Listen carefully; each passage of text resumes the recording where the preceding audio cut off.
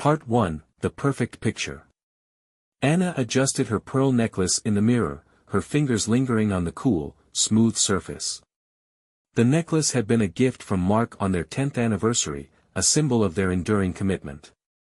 She forced a smile, but it didn't quite reach her eyes. Those eyes, once bright and full of dreams, now held a quiet sadness. She glanced at the clock. Mark would be home soon, as he always was by 7:30. Her husband was a man of routine, dependable to a fault. Their suburban home was immaculate, just as he liked it. The scent of roasting chicken wafted from the kitchen, where dinner was simmering on the stove. From the outside, their life was idyllic, the perfect house, the perfect couple. But inside, Anna felt an emptiness she couldn't ignore. Mark's career as a financial consultant demanded long hours. He was dedicated, ambitious, and his hard work had paid off. They lived comfortably, wanting for nothing material. Anna admired his work ethic, but she couldn't shake the feeling of being a ghost in her own marriage. They talked, sure, but it was always about logistics, bills, schedules, his next big project. Gone were the days of spontaneous laughter and lingering touches.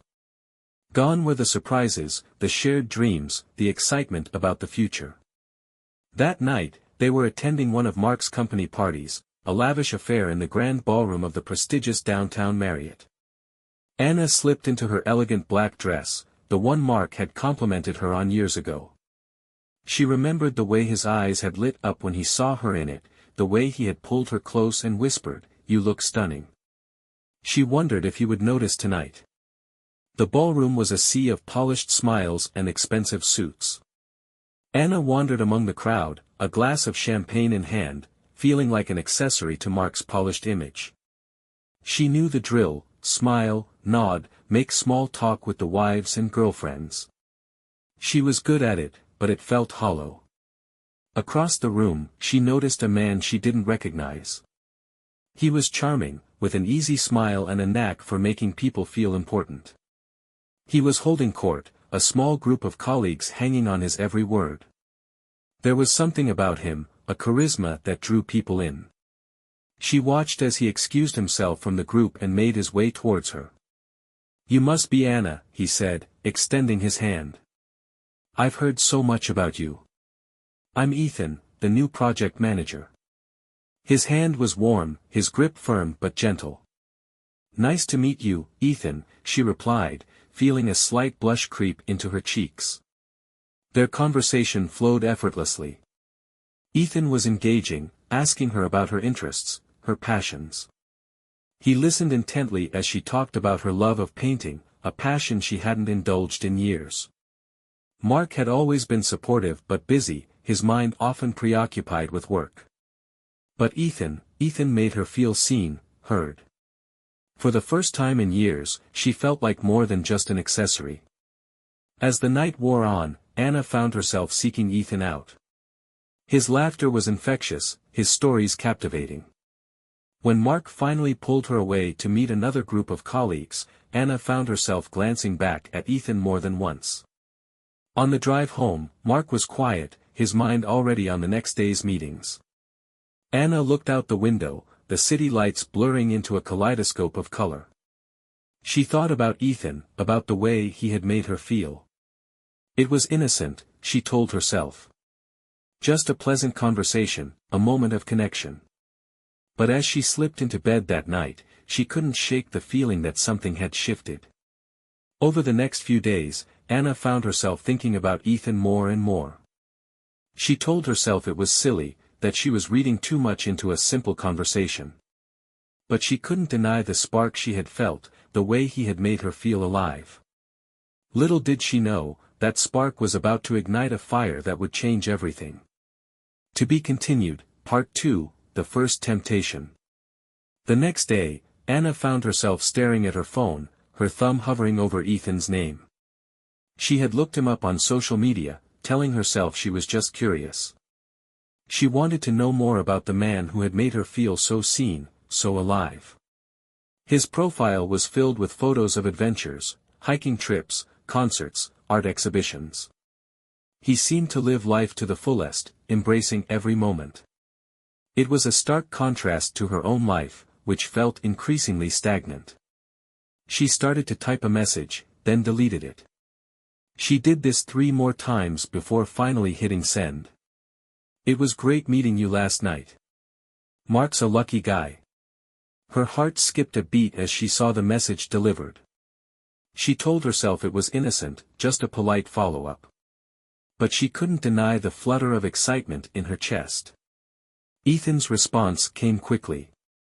It was great meeting you too, Anna. I enjoyed our conversation. They exchanged a few more messages, talking about the party, their shared love of art. Days turned into weeks, and their conversations became more frequent. Anna found herself looking forward to his messages, her heart leaping every time she saw his name on her screen. Ethan was attentive, asking her about her day, her thoughts, her dreams. He made her laugh with his witty remarks and shared her enthusiasm for art. He listened to her in a way that Mark never seemed to, his responses thoughtful and engaged. One evening, as Anna was preparing dinner, Ethan's message popped up. If you could go anywhere in the world, where would it be? Anna paused, a small smile playing on her lips. She thought for a moment, then replied, Paris. I've always wanted to see the art, the culture, the history. Ethan's response was immediate. I've been there. It's incredible. I'd love to show you around someday. Anna's heart raced. She knew he was just being friendly, but the idea of exploring Paris with Ethan was intoxicating. She found herself daydreaming about it, imagining the two of them walking along the Seine, visiting the Louvre, sipping coffee in a quaint café. Meanwhile, Mark seemed more distant than ever. He was preoccupied with a big project at work, his mind constantly elsewhere. Anna tried to talk to him about her dreams, her passions, but he was always distracted, his responses half-hearted. One night, as they sat on the couch, Mark's laptop opened to a spreadsheet. Anna tried again. Mark, do you ever think about where we'd go, if we could go anywhere? Mark looked up, his brow furrowed. What do you mean? Just, traveling. Seeing the world, Anna said, trying to keep the disappointment out of her voice. Mark shrugged. I don't know, Anna. I've got too much going on right now to think about that. Anna nodded, looking down at her hands. She felt a pang of loneliness, a longing for connection. She thought about Ethan, about how he made her feel heard, seen. She pushed the thought away, guilt washing over her. But the seed was planted, and as the days went on, Anna found herself drawn more and more to Ethan. She told herself it was just friendship, just a harmless connection. But deep down, she knew it was more. She knew she was playing with fire. One day, Ethan hinted at wanting to meet for coffee. I'd love to see you again, Anna. Just to talk, to laugh. What do you think? Anna hesitated, her heart pounding. She wasn't doing anything wrong, was she? It was just coffee. Harmless. But as she typed her response, she couldn't shake the feeling that she was standing on the edge of a precipice, one step away from falling. To be continued, Part 3, Crossing the Line. Anna sat in her car, her hands gripping the steering wheel tightly. She had told Mark she had errands to run, a half-truth that left a bitter taste in her mouth. She looked at the cafe across the street, a quaint little place with a charming exterior. Ethan was already inside, waiting for her. She took a deep breath and stepped out of the car. As she walked into the cafe, she spotted Ethan sitting by the window, a warm smile on his face. He stood up as she approached, pulling out her chair for her.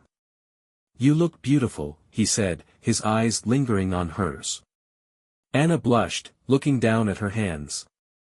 Thank you, she murmured. Their conversation flowed easily, just as it had at the party and in their messages. Ethan talked about his recent trip to Italy, his eyes lighting up as he described the art, the food, the culture.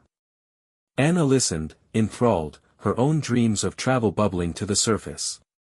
Ethan reached across the table, his hand covering hers. "You should see it someday, Anna. It's incredible." Anna looked down at their hands, her heart pounding. She knew she should pull away, but she couldn't. His touch was warm, comforting, exciting. She looked up at him, their eyes meeting, and she felt a spark pass between them. After coffee, they took a walk in the nearby park. The leaves were changing color, the air crisp and cool. Ethan reached out and tucked a strand of hair behind her ear, his fingers lingering on her cheek. Anna leaned into his touch, her eyes fluttering closed. Their first kiss was electric, igniting something in her she thought had long since died. She knew it was wrong. She knew it was a betrayal. But for the first time in years, she felt alive. What started as stolen moments turned into full-fledged deceit. Anna crafted elaborate lies to cover her absences. She told Mark she was volunteering at an art gallery, reconnecting with old friends, running errands. Each lie left a bitter taste in her mouth, but she pushed the guilt aside, her desire for Ethan overriding her common sense. Ethan became her escape from the monotony of her life with Mark. With Ethan, she felt seen, heard, appreciated. She felt like the woman she used to be, the woman she wanted to be. But with each passing day, the weight of her deceit grew heavier. One evening, as she sat across from Mark at the dinner table, she looked at him, really looked at him. He seemed tired, the lines around his eyes more pronounced. She felt a pang of guilt, a longing to reach out to him, to bridge the gap between them. But the chasm seemed too wide, the silence too deafening. She thought about ending things with Ethan, about coming clean to Mark. But the thought of losing Ethan, of losing the way he made her feel, was too painful. She was stuck, caught in a web of her own making. Little did she know, the web was about to tighten. To be continued. Part 4, The Deception Deepens. Juggling two lives was exhausting. Anna felt like she was constantly walking a tightrope, one misstep away from disaster. She kept her phone on silent, her messages hidden, her calls with Ethan hushed and hurried. She was always looking over her shoulder, always on edge. Mark noticed her growing distance, her distraction.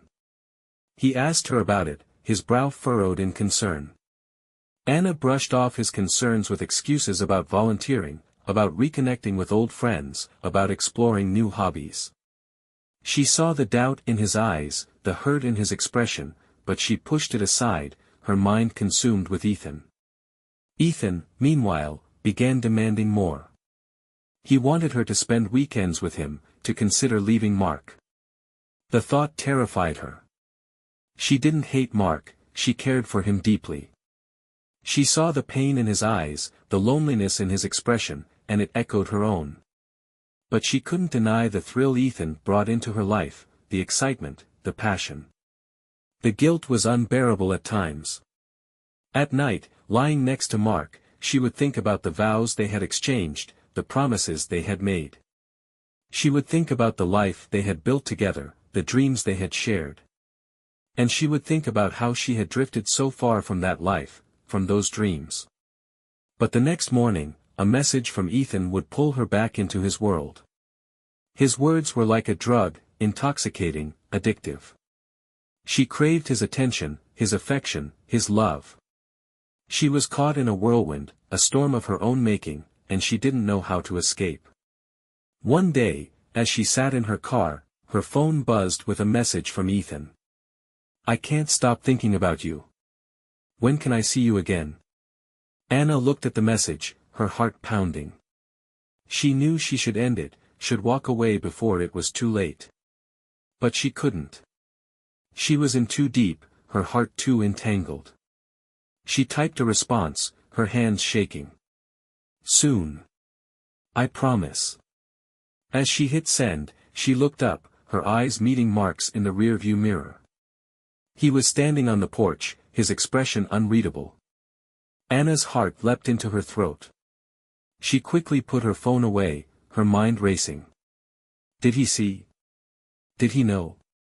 She stepped out of the car, her smile forced, her heart pounding.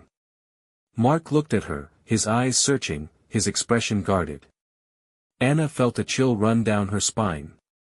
Something had shifted. She could feel it. The web was tightening, the noose drawing closer. To be continued. Part 5, Suspicion and Discovery. Mark wasn't oblivious. He noticed the missed calls, the sudden changes in her schedule, the way she avoided his touch. He noticed the distant look in her eyes, the forced smiles, the half-hearted conversations. He began to watch her more closely, to listen more intently, to piece together the inconsistencies in her stories. One evening, while Anna was in the shower, Mark picked up her phone. He knew it was an invasion of privacy, but he couldn't shake the feeling that something was wrong, that Anna was hiding something. He scrolled through her messages, his heart sinking as he saw Ethan's name. The messages were innocent at first, friendly, casual. But as he scrolled back, he saw the shift, the change in tone. He saw the flirtation, the intimacy, the promises. He saw the plans, the lies, the deceit. His heart sank as he read the words, the betrayal cutting deep. He felt a surge of anger, of pain, of disbelief. He wanted to confront her, to demand answers, to scream and shout and rage. But he didn't. Instead, he quietly put the phone down, his mind racing, his heart aching. He began to watch her more closely, to gather evidence, to build a case. He told himself he was being paranoid, that he was overreacting. But he couldn't shake the feeling of unease, the sense of betrayal. He started to notice the little things, the way she would smile at her phone, the way she would blush when she thought he wasn't looking, the way she would sneak off to take calls, her voice hushed and hurried. He saw the lies, the excuses, the half-truths. And he saw the pain, the loneliness, the desperation in her eyes. He wanted to reach out to her, to bridge the gap between them, to reconnect. But the chasm seemed too wide, the silence too deafening.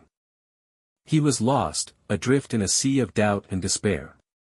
One night, as they sat on the couch, the television playing softly in the background, Mark looked at Anna. She was curled up in the corner, her eyes distant, her mind elsewhere. He wanted to reach out to her, to pull her close, to tell her he loved her. But he couldn't. The words were stuck in his throat, the pain too raw, the betrayal too deep. He looked away, his heart aching, his mind racing. He knew he had to do something, had to say something. He couldn't go on like this, couldn't live in this limbo, this purgatory. He took a deep breath, steeling himself for what was to come. He knew it wouldn't be easy, knew it would be painful, knew it would be brutal. But he had to know the truth. He had to hear it from her lips. The confrontation was coming. And it was going to be devastating. To be continued. Part 6, Confrontation.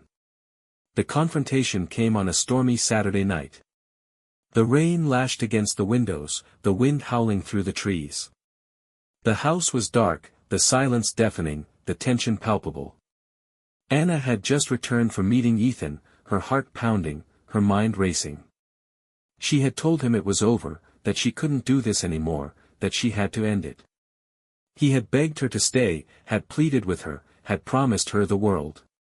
But she knew she had to walk away, had to end the deceit, had to face the consequences of her actions. As she stepped into the living room, she saw Mark sitting on the couch, his face in his hands. He looked up as she entered, his eyes red, his expression raw. Anna's heart leapt into her throat, her stomach churning. "Who's Ethan?" he asked, his voice steady, his eyes searching. Anna's face drained of color. She stammered, trying to deny it, trying to explain it away. But the evidence was irrefutable. Mark held up her phone, Ethan's messages glowing on the screen. I can explain," Anna said, her voice shaking, her hands trembling. Mark's anger erupted, years of unspoken frustrations spilling out. "Explain what, Anna? Explain how you've been lying to me. Explain how you've been sneaking around behind my back. Explain how you've been betraying me, betraying us. Anna broke down, admitting to the affair but trying to explain her feelings of neglect and loneliness. Her words only deepened Mark's pain. By the end of the night, their marriage was hanging by a thread. Mark listened, his expression unreadable, his eyes filled with pain. He wanted to understand, wanted to forgive, wanted to move past this. But the betrayal cut deep, the pain too raw, the wound too fresh. I gave you everything, Anna, he said, his voice breaking. I gave you my heart, my soul, my life. And you threw it all away. For what? For him. Anna shook her head, tears streaming down her face. It's not like that, Mark. I never meant to hurt you. I never meant for any of this to happen. I was just so lonely. Mark looked at her, his eyes filled with disbelief. Lonely? You were lonely. Anna, I was here. I was right here. I was working, yes, but I was doing it for us, for our future. And you threw it all away. Anna reached out to him, her hand shaking. Mark, please. I'm sorry. I'm so sorry. Mark pulled away, his expression hardening. I can't do this, Anna. I can't look at you right now. I can't be in the same room as you. He stood up, his body shaking, his heart aching. He looked at her, his eyes filled with pain, with betrayal, with disbelief. And then he walked away, leaving Anna alone in the darkness, the storm raging outside, the silence deafening, the future uncertain. To be continued. Part 7, Fallout and Consequences. In the days that followed, the fallout consumed them. Mark moved into the guest room, the silence between them deafening, the tension palpable, the pain raw. They existed in the same space, but they were worlds apart, the chasm between them seemingly insurmountable. Friends and family became involved, offering advice, taking sides, trying to make sense of the senseless. Anna's parents were disappointed, her mother's eyes filled with tears, her father's expression stern. Mark's family was furious, his brother threatening to take care of Ethan, his sister offering a shoulder to cry on. Ethan, sensing the tension, began to pull away. He sent Anna a message, telling her he needed space, needed time to think. Anna felt a pang of despair, a sense of abandonment. She had risked everything for him, had thrown away her marriage, her happiness, her future. And now he was walking away, leaving her to face the consequences alone. Anna was adrift, lost in a sea of regret and despair. She looked at her reflection in the mirror, her eyes red, her face pale, her expression haunted. She barely recognized the woman staring back at her. She had become a stranger, a shadow of her former self. Mark, meanwhile, was grappling with his own demons. He was hurt, angry, betrayed. He wanted to lash out, to scream and shout and rage. But he was also confused, lost, adrift. He loved Anna, loved her with every fiber of his being. But he didn't know if he could forgive her, didn't know if he could trust her, didn't know if he could look at her without seeing the betrayal, the deceit, the lies. He considered divorce, the word leaving a bitter taste in his mouth. He had never imagined his life without Anna, had never pictured a future without her by his side. But now, he couldn't imagine a future with her, couldn't see a way past the pain, the betrayal, the heartache. He sought advice from friends, from family, from colleagues. He listened to their words, their wisdom, their warnings. But in the end, he knew the decision was his alone to make. He had to choose his path, had to decide his future, had to face the consequences of his actions. And so, he found himself at a crossroads, a fork in the road, a turning point. He had to choose, had to decide, had to act. But he didn't know which way to turn, didn't know which path to take, didn't know which future to choose. All he knew was that he had to do something, had to say something, had to make a decision. Because he couldn't go on like this, couldn't live in this limbo, this purgatory, this hell. To be continued. Part 8, The Path to Redemption. Anna decided she needed to fight for their marriage. She sought therapy to understand her actions and work through her guilt. She apologized to Mark, not just with words but with actions, showing him she was committed to earning back his trust. Mark reluctantly agreed to counseling. The sessions were painful but illuminating, forcing them both to confront the cracks in their relationship that had led to this point. They talked about their feelings, their fears, their hopes, their dreams. They listened to each other, truly listened, perhaps for the first time in years. The counselor, a kind woman with warm eyes and a gentle smile, guided them through the process. She helped them communicate, helped them understand, helped them heal. She gave them tools, strategies, exercises to help them reconnect, to help them rebuild, to help them forgive. Anna and Mark started to talk, really talk, about everything and nothing. They talked about their past, their present, their future. They talked about their hopes, their dreams, their fears, their regrets. They talked about their love, their life, their marriage. They started to spend time together, quality time, meaningful time. They went on dates, just the two of them, no distractions, no interruptions. They cooked together, laughed together, cried together. They started to reconnect, to rebuild, to rekindle the love that had brought them together in the first place. It wasn't easy. There were setbacks, arguments, tears, and tantrums. There were days when it seemed like they were taking 2 steps forward and 1 step back. But they persevered, they persisted, they fought. Because they loved each other, because they wanted to save their marriage, because they wanted to build a future together. Anna started painting again, her passion reignited, her creativity unleashed. She poured her emotions onto the canvas, her pain, her joy, her love, her hope. She painted her journey, her struggle, her redemption. And Mark supported her, encouraged her, championed her. Mark, meanwhile, started to make changes in his life. He cut back on his hours at work, delegated more, prioritized his personal life. He started to exercise, to meditate, to take care of himself, his body, his mind, his soul. He started to live, truly live, perhaps for the first time in years. And slowly, gradually, they started to heal. They started to forgive, to trust, to love.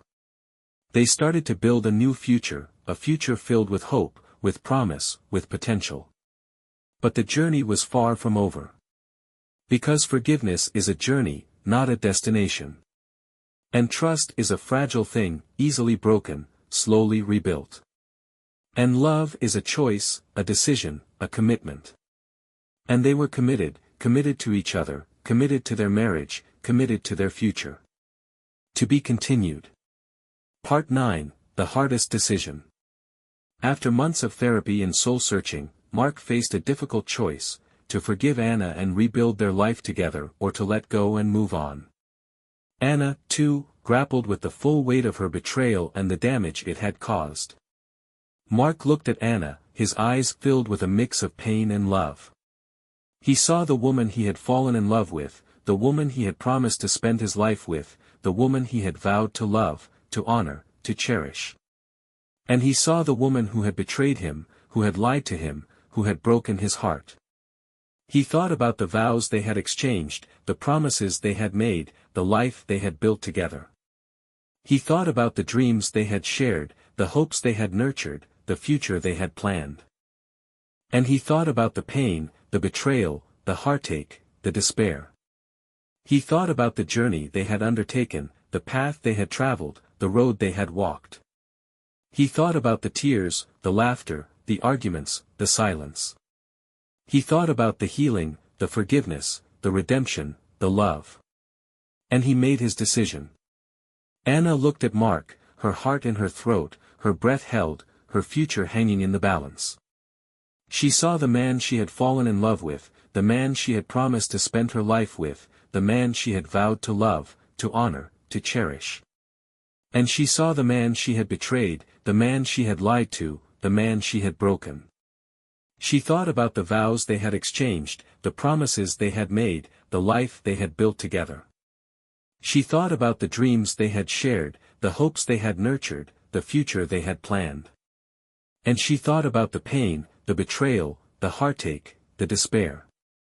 She thought about the journey they had undertaken, the path they had traveled, the road they had walked.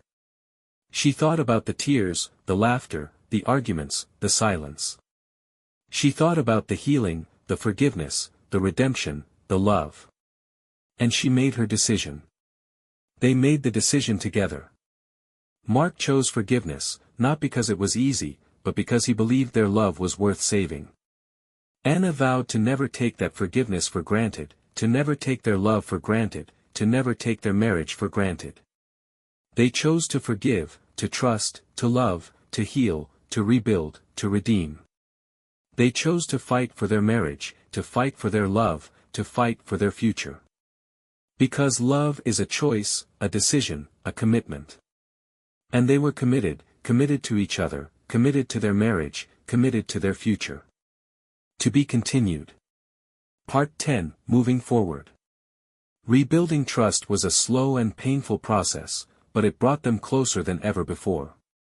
They learned to communicate openly, to prioritize each other, to cherish the love they had almost lost.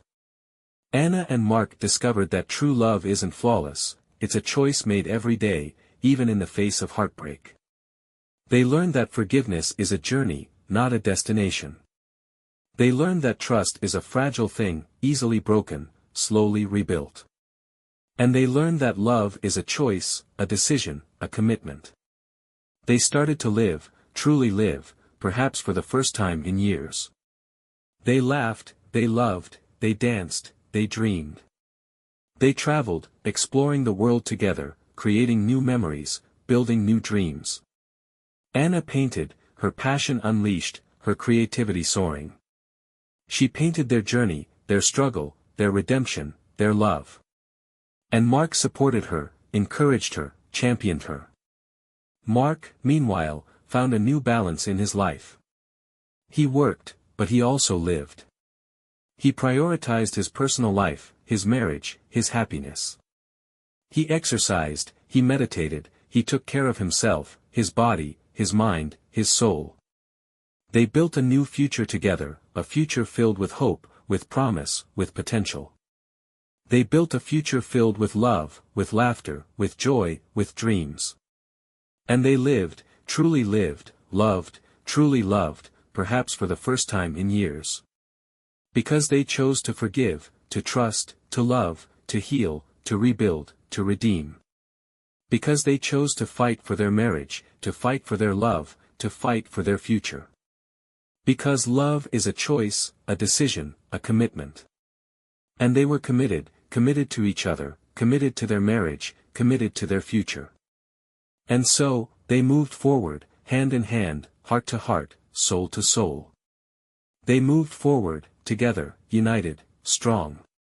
They moved forward, ready to face whatever challenges lay ahead, ready to embrace whatever adventures awaited them, ready to live, to love, to dream, to hope. Together. The end.